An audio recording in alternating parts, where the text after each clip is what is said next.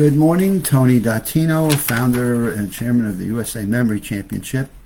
And this is going to be my fourth Live with Tony that I've done from the July issue of My Mood and Memory. I did a couple on what are the risk factors that lead to accelerated brain aging, from blood pressure to cholesterol to physical activity and socialization, to an article on conversations that help us with cognition and how do we engage in conversations, especially in a world where we become more cautious of where we go and who we're with. And I want to wrap it up now in a article that they have in here on what is meant by normal brain aging.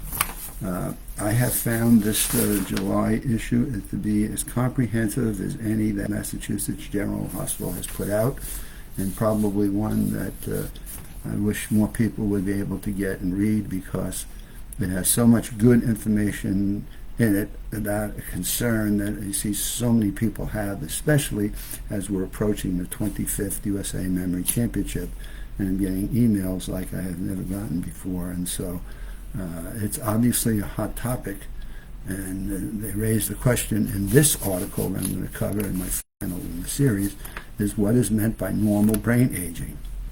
And it starts with, it's important to recognize the difference between typical and abnormal changes in memory and cognition.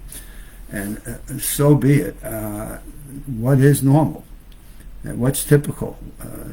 And do we know enough in the medical world to be able to make that judgment?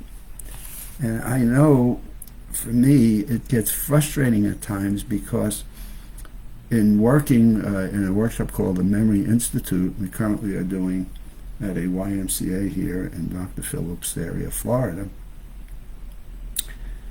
the people that are in that workshop have never been given any type of lessons on memory or memory skills and mnemonics, or what are tools that you can utilize to remember names and faces or information you're reading in something such as this, so that you retain that information. So we've never had, that I can find, any training for people.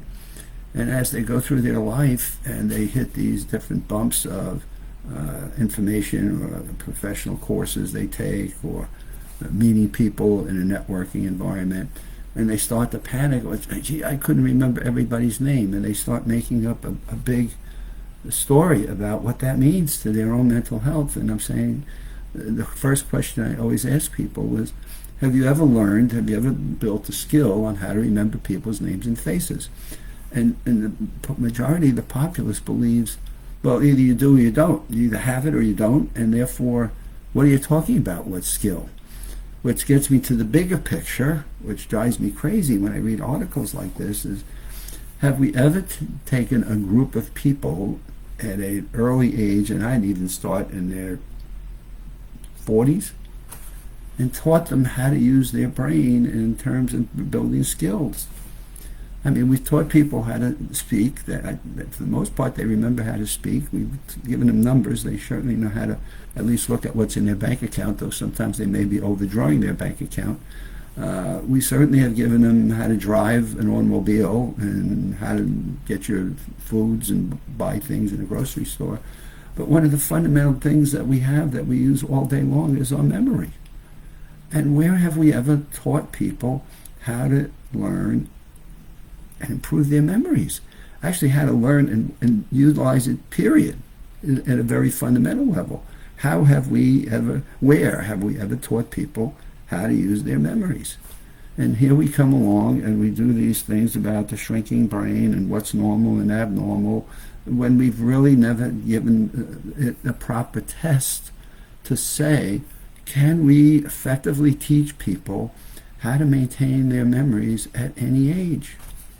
And I used Jim Carroll, who's a 70-year-old man, who was demonstrating to scientists today that he, in fact, has improved his memory at age 70.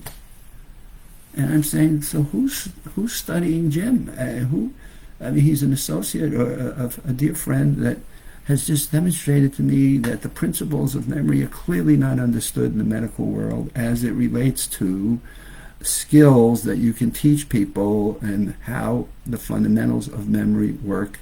And I package that into learning to learn. And how do you learn to learn is, I don't know where that's taught. Other than Tony Buzan and his associates have been teaching that for the last 30 years, I don't see that that's in any academic curriculum that I've looked at the last 5 years. And so if we're not learning to learn, and therefore they're not fundamental skills like driving a car or doing an exercise routine, then we come along and say, well, what's meant by normal aging? And I would submit that normal aging can be altered based on the skills and the development of the techniques that people use in the USA Memory Championship that can make a difference. And we have a small sample size of where we are seeing this in the Memory Institute that we do at the YMCA. And we integrate what science is telling us now, about at least a half a dozen key elements that make a world of difference in long-term cognitive health. And I'm seeing a sprinkling of that throughout the various newsletters that you see me talking about over the last couple of years. But I don't see it integrated into something like this article about what's meant by normal brain aging. And so I would go back and start with, where have these people ever learned the importance of social interaction and how that has an impact on mental health?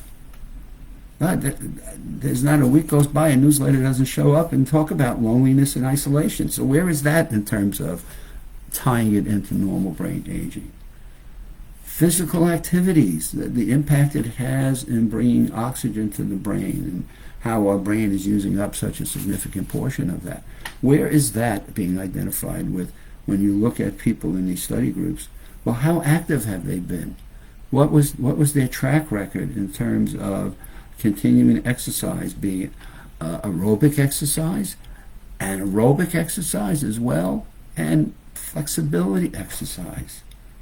And so just in the hospital yesterday, my loved one's going through some surgery, and I'm looking at different people, and some of these people in 70 years old can barely walk down the hallway. And it makes me wonder, what was their life like in terms of activity? What was their socialization like? What are their nutritional habits and the impact that nutrition has on our bodies? And so I go through these different things. Not unusual for me to ask people, so how well are you sleeping? Have you had any stress in your life lately? And people look at me like, you got to be joking, right? That's stress in my life? Like, how about every day?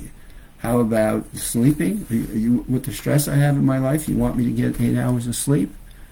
And so here I read this article about normal and abnormal without ever looking back at what we are learning today, or at least a variation of factors that have an impact on long-term mental fitness. And what I find interesting, I'm trying not to be critical, but the person that wrote this learned to manage the many risk factors that lead to accelerated brain aging. Did the person who wrote that and the editor of Mind, Mood, and Memory ever get the person who talks about normal brain aging, did they ever get them to talk to one another and say, hey, maybe we got something here? Maybe we can help people be much more proactive and just not letting aging pass them by as an accepted norm. And maybe there's something we can do in integrating the two articles in the same issue of Mind, Mood, and Memory, and getting some folks to talk to one another and not working in silos. Now, I'm making a big leap there in the judgment. I sure hope the editor of Mind, Mood, and Memory looked at that and say, hey, there's a chance to do some linking here. There's a chance to do a breakthrough amount of work if we can get people in a study group to learn to manage the risk factors that lead to accelerated brain aging, which is now accepting the fact that there's something called normal. And I say, if you start to change the variables in people's lives, maybe the definition of normal just might change. And I have certainly seen that in the 25 years of running the USA Memory Championship, where we are altering lives, careers, in the livelihoods of people that have been mental athletes and have competed in the USA Memory Championship. So I still scratch my head and say, here are some of the most brilliant minds putting out some of the most brilliant literature, and yet ABC does not seem to connect to the rest of the alphabet. So it gets me a little bit frustrated. It gets me, trying to beat the drum and say, where else can we make inroads to get people to understand that there is so much more we can do with our mental health. There's so much more we can do with our memories than we ever thought possible. And here I am, 25 years later, hosting and running the USA Memory Championship, still trying to beat that drum. Hey, look at what these people are doing that have decided to compete in the USA Memory Championship. And maybe there's something for you as well to learn that may make a difference in your definition of normal brain aging. All right, we're in the middle of another week, and we are off and going, and we'll see you back here on Friday.